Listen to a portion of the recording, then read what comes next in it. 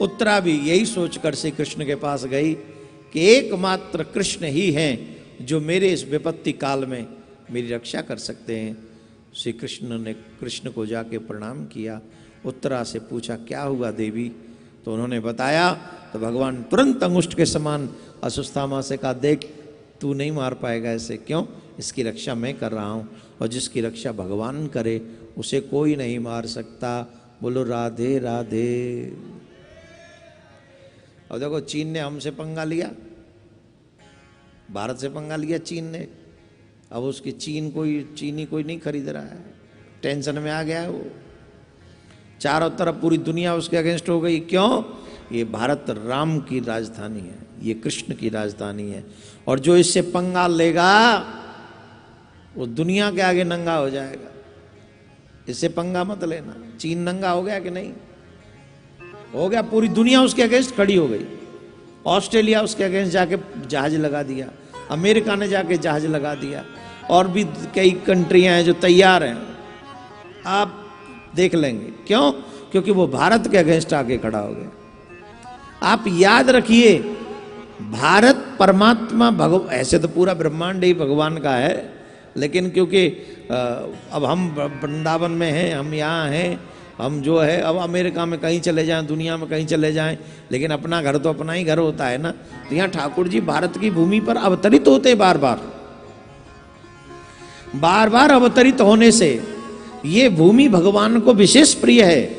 और इस भूमि पर जिसने कुदृष्टि की है, चाहे कुछ दिन राज्य करके चले गए, लेकिन उनकी हालत खस्ता ही हो गई। अब शाही नवाब नहीं रहे कहीं दुनिया में। क्यों? क्योंकि उन्होंने भारत की अस्मिता को छीनने की कोशिश की। वो अंग्रेज, वो जो थी, क्या नाम है वो, क्वीन। अब देखो वह क्वीन ते काबित रही है। उस क्वीन का राज्य पूरी दुनिया में था। कहते हैं उस लंदन वाली जो देवी है रानी, उनका राज्य कहीं सूर्यास्त नहीं होता था, इतना राज्य था उसका। लेकिन जब भारत से पंगा लिया तो 150 साल में सिमट गई, मामला सट गया। अब इंग्लैंड भी नहीं संभल रहा उसे अकेली से। क्यों? क्योंकि आपने भारत से, ये इतिहास है भारत का भाई, मैं ऐसे नहीं बोल रहा हूं। कोई कहे कि मैं ऐसे बोल रहा हूं, नहीं। जिसने भारत से पंगा लिया उसके घर में दंगा हो गया, और किया किसी ने नहीं, ठाकुर ने करवा दिया।